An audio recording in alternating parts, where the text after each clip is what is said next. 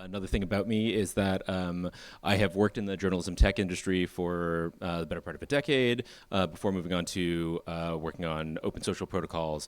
And part of my journey there was actually seeing the things that reporters and news organizations were going through and realizing that some of the change that I wanted to affect could not be done solely by working with journalism institutions. And so I ended up moving upstream into working in tech companies and social media because that sort of fundamental substrate ended up being so important for the foundation for where the publishing industry and journalists have gone. And in that span of time have linked up and met with some fascinating folks who are thinking about what this next era of journalism creation looks like and how people are connecting with communities.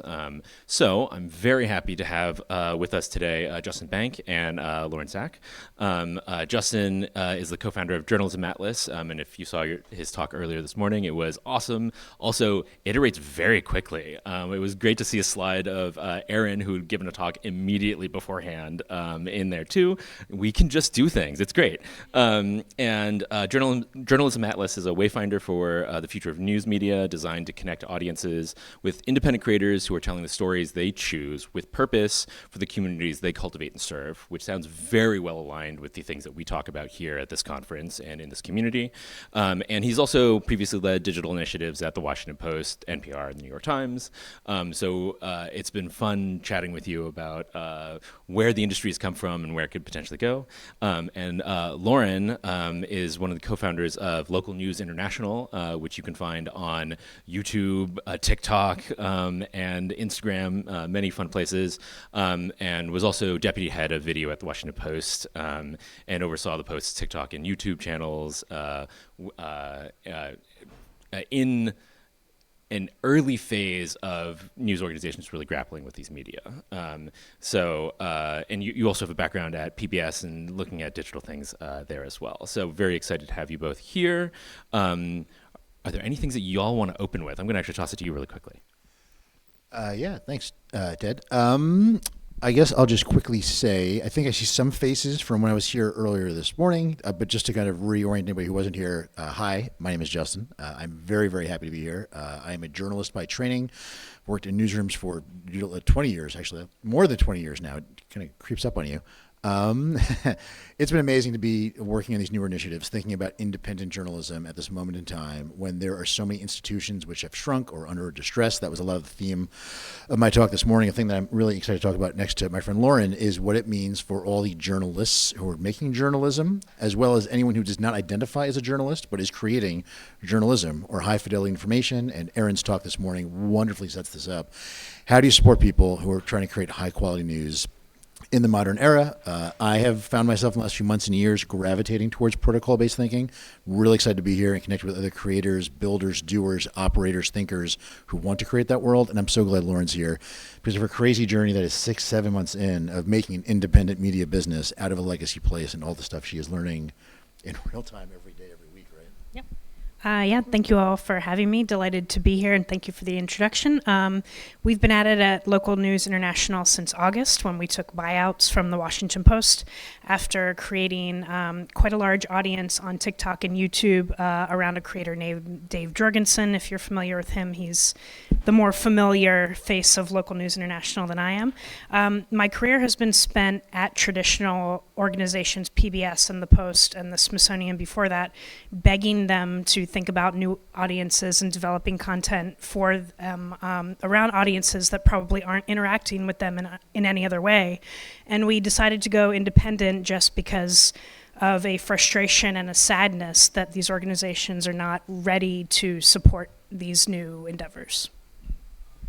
Yeah, and I think that that's an amazing segue, because what I really am interested in hearing about is really the mindset of journalism creators who are thinking about this particular moment in an era where, you know, publishing has certainly changed with the internet and successive generations of technology and where audiences are.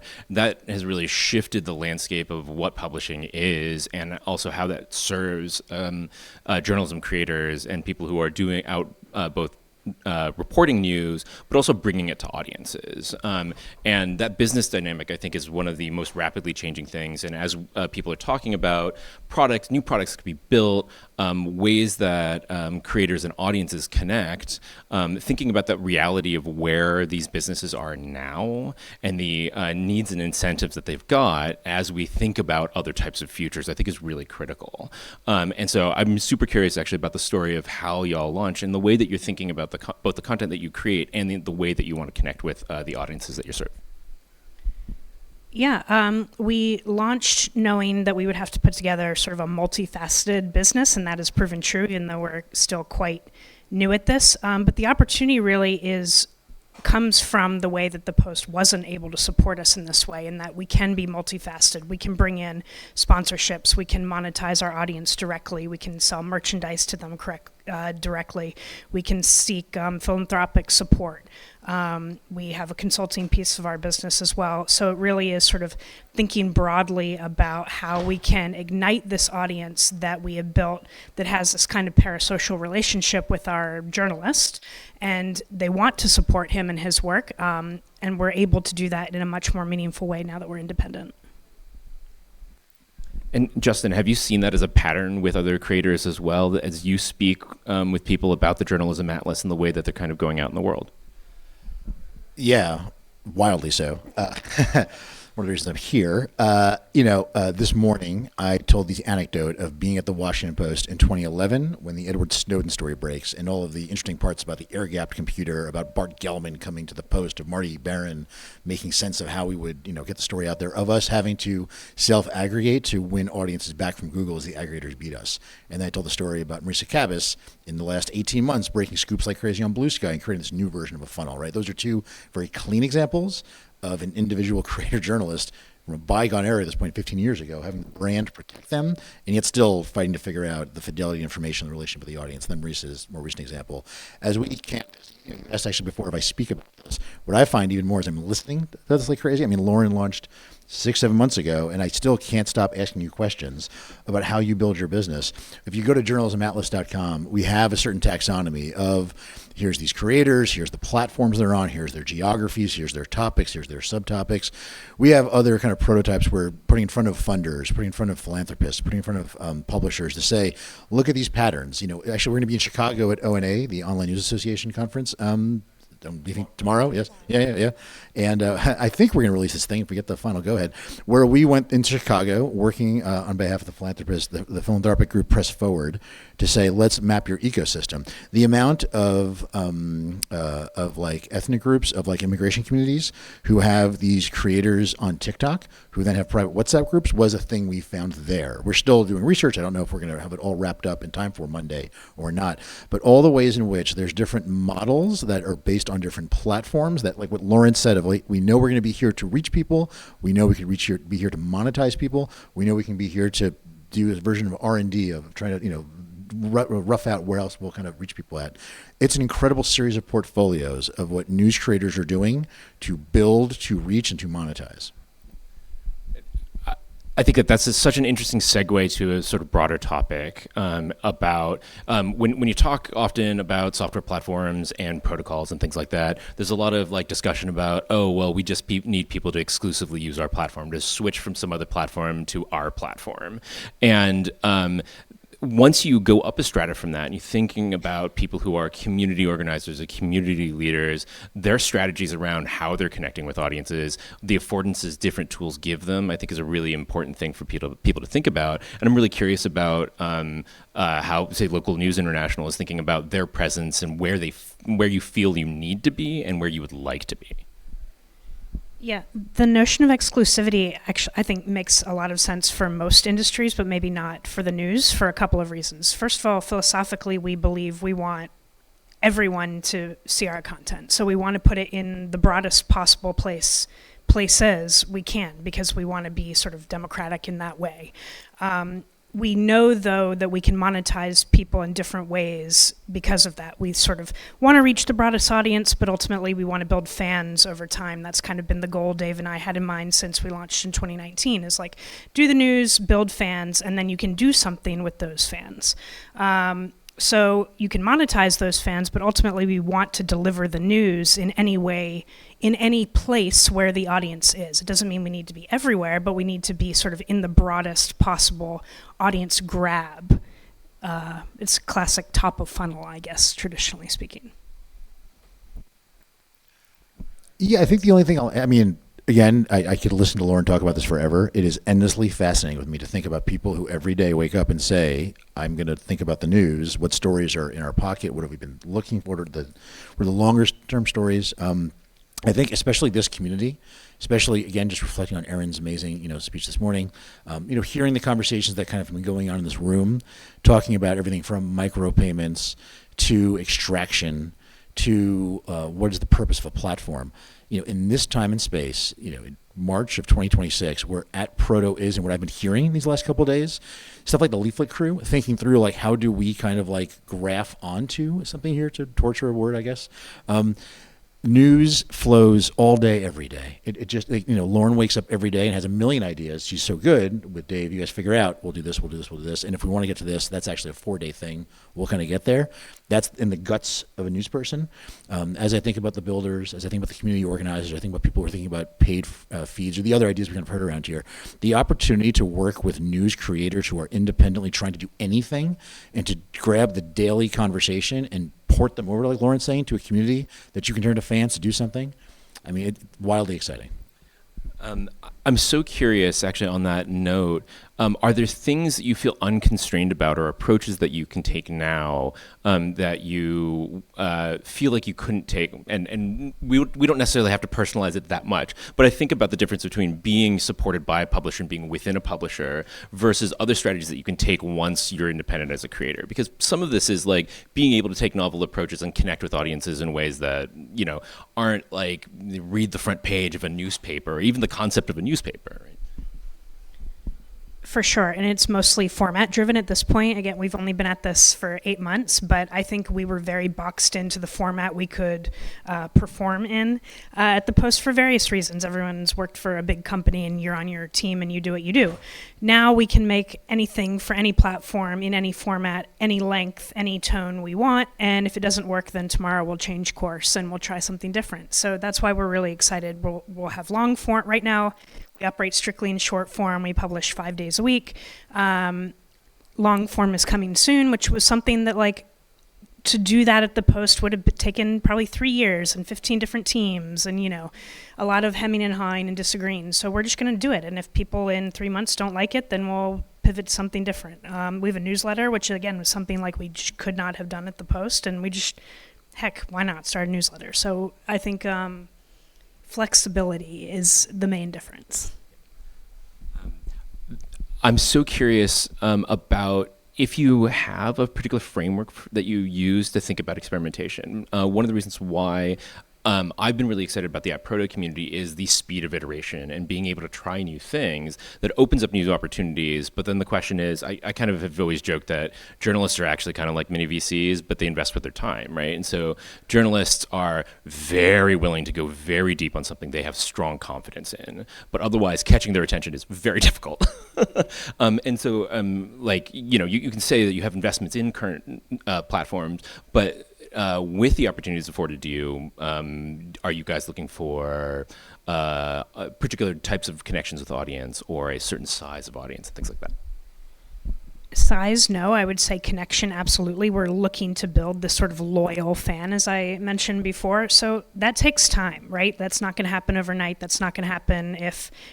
Hey, everyone loves a viral hit. We love something that goes viral, but ultimately we want to build a fan that's going to subscribe and then buy a t-shirt and then leave a comment and then maybe monetize in some other kind of way.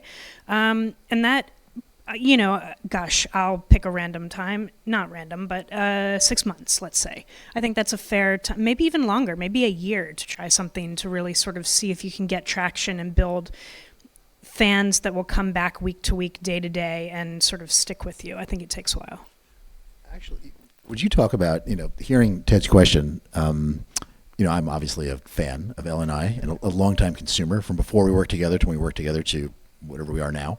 Can you talk a little bit about Dave's coverage of young men in the United States and just kind of the success he's had? Yeah, so our audience is predominantly young men across every platform. We publish right now on YouTube, TikTok, Beehive, Instagram, LinkedIn and Facebook, and Snapchat. And across the big three, let's call it YouTube, TikTok, Instagram, the audience is entirely male and not entirely, I'm sorry, mostly male and largely under the age of 35, which is an audience that is attracted to a lot of folk right now for a lot of different reasons. And what we have found about them really is that they are deeply, deeply engaged with the news, which is something that a lot of research has proven otherwise. And that's because we use comedy for the most part when appropriate to tell the news. It's a lot like when I grew up with the Daily Show, that folks said they wanted to interact with the Daily Show, but they weren't interested in getting their news from any other traditional method. We're seeing that quite a lot now with Dave's fans. And the way that they interact with him and engage with his content is so thoughtful and so deep that it's pretty surprising. We use our newsletter a lot to get email response to topics in the news, to do deeper analysis than we're able to do in short form video. And we saw this in a particularly meaningful way after the murder of Charlie Kirk. We've seen it again around topics around this word patriotism. We've seen it again recently around Louis Theroux's documentary on the manosphere, where we've engaged our audience in this, and they have written these lengthy, thoughtful, surprising emails back to Dave about the way that they think about politics, about how they think about their worldview. And we've really seen that as sort of the foundation of kind of our philosophy of how we deliver the news. If I can pitch in this room, because it's been so inspiring to be here, and I love the goose and that we can do things. God, I want to believe that. Like, now's the time.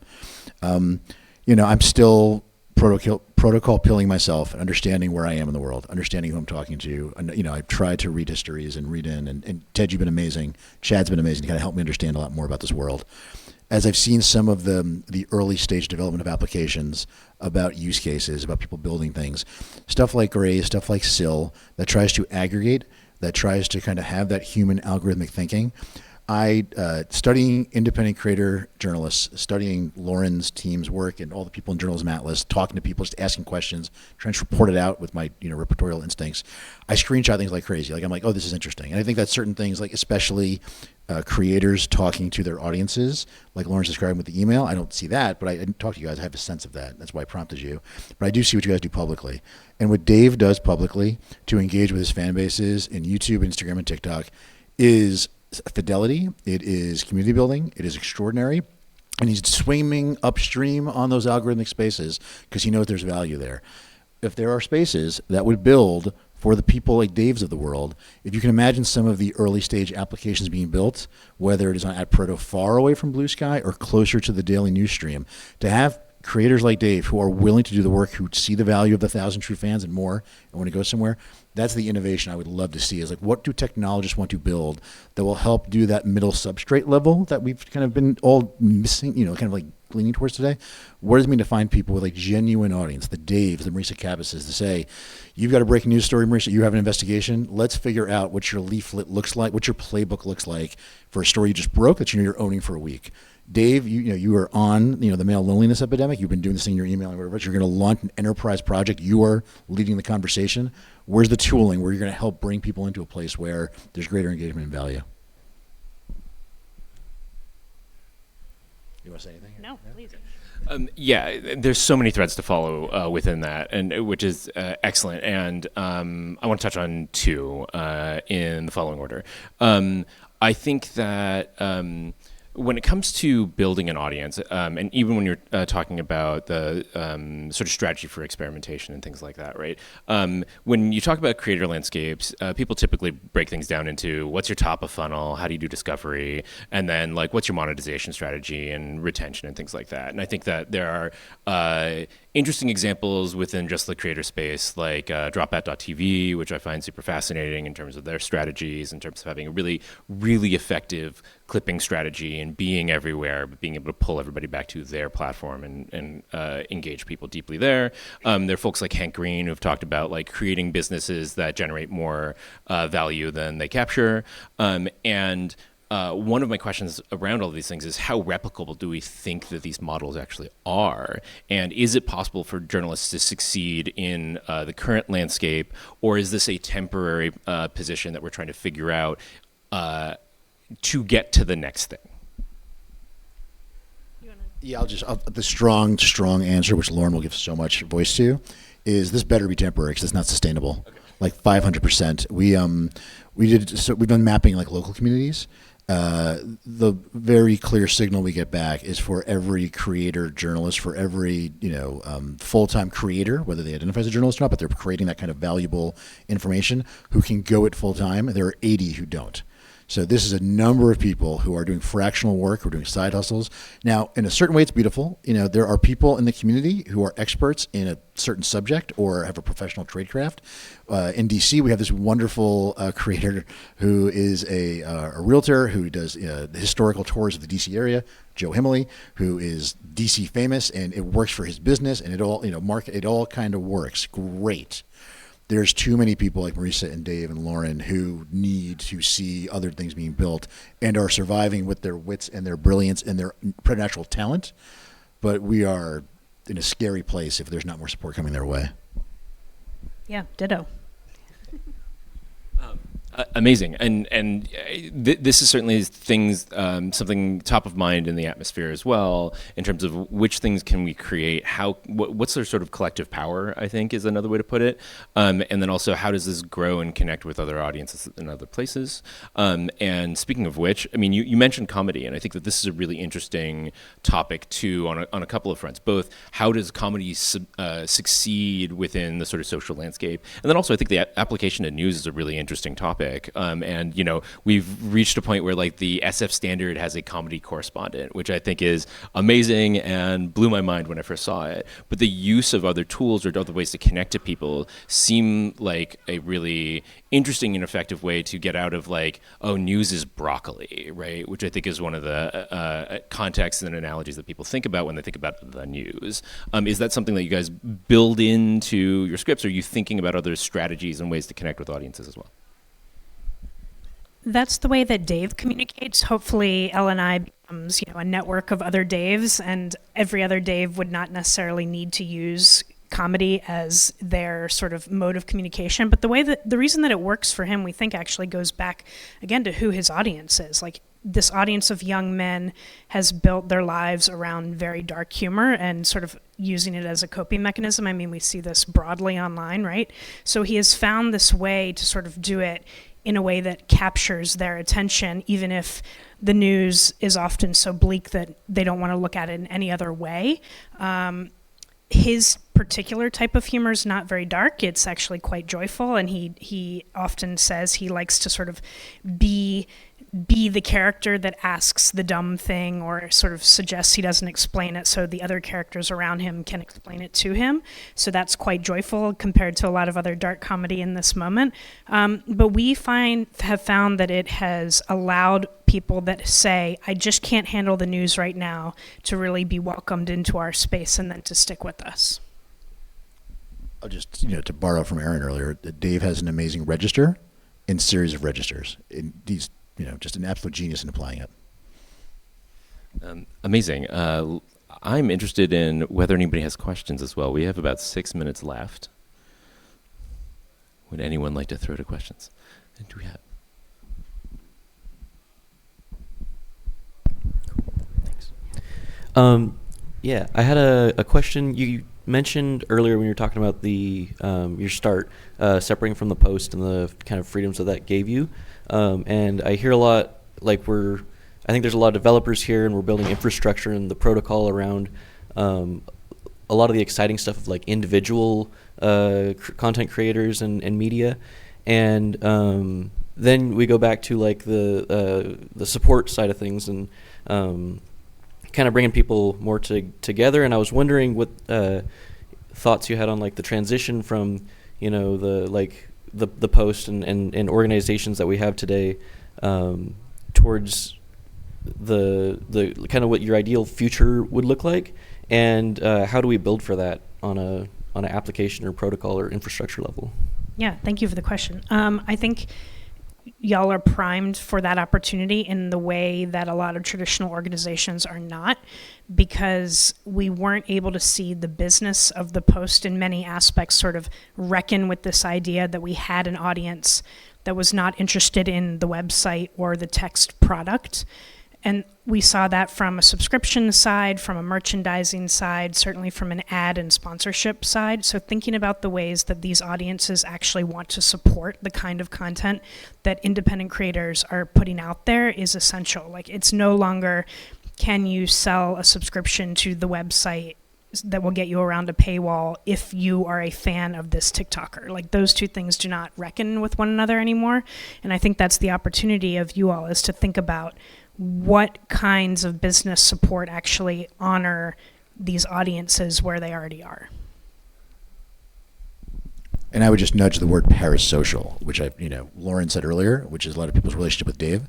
And I heard it in the previous panel talking about music and artists, but like the idea of fandom and parasocial is, I think, a wonderful thin layer that connects the concept of any type of creation and community that news is moving towards because of the destruction of these institutions.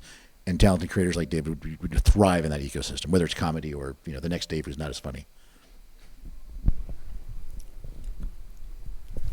I have a question. Hi, Ted. So you had talked earlier about how the current state of things is not super sustainable. Not a big surprise. And I just wanted to get, from your folks' vantage point or from your viewpoint, AI, friend or foe, or kind of what are some of the opportunities and scary things in this area? I'll go for, inevitability, right? Software moves forward, technology moves forward. So just to ground it in that, I think there are so many conversations to have. There's a movement out there. I've not been in touch with these folks, but I admire their work. They identify as RSL, Real Simple Licensing, and their construct is just like RSS, having some level of mechanism of the, here's the metadata that travels with the content. I question where that ends up in the long run. I think at this moment in time, actually, this is the best answer to your question I think I can give you. There is a pretty prominent Substacker, Lenny Rychetsky, if I'm not butchering his last name. Lenny's Letter. He is a fabulous writer, thinker. I forget what his affiliations were professionally, which big tech companies he worked at. But he's been writing for 5 years or so. Just a week or two ago, he published on his Substack his 350 corpus of all previously written stuff, and all the transcripts of his podcast are being released and licensed to anybody with a subscription, and a lighter version of it to people who are not, in markdown form, and having a contest to see who can create the best stuff off of his IP. That's, to imagine the Washington Post doing that, they think, they are struggling to figure out with OpenAI what they'll negotiate with. I've heard in a few of the earlier panels about Reddit and the New York Times and their relationship with AI in a certain place. That's Lenny, and he is a product person with a certain community doing a certain thing that's not going to work for every publisher. But the idea of being eyes wide open about the software's coming with the other, the idea of being eyes wide open of what will be the first player multiplayer experience, of what could happen at a monetization level between machines, not even humans. I hope that more creator journalists are thinking about that. I hope that technologists are thinking about that. I think, you guys haven't thought about DaveBot by chance, have you? Or like whatever levels of like, how would you mechanize Dave's personality and or use mechanizations, right, to feed more people to the real human Dave? We haven't thought about that yet. We don't, in our news making, we don't really use AI right now. Our audience is actually very deeply skeptical of it, at least in the video space. So we've made a pledge to them that we will not use AI in our script writing and in our video production, in our news gathering. And that's part of our kind of like ethics and transparency promise to our audience. We talk about that a lot. We report on AI weekly, sometimes daily. But right now, we're not really using it in our reporting. I think what the future holds is an open question, but as long as our audience right now is reacting to it in the way that they are, especially what they're seeing on YouTube, TikTok, Instagram, and sort of like their very guttural reaction to it, I think we will sort of try to be the antithesis of it. I've seen, and you all tell me, comedy is one of the things that AI cannot do. So as long as Dave can do it and AI doesn't do it well, maybe we'll sort of keep it separate.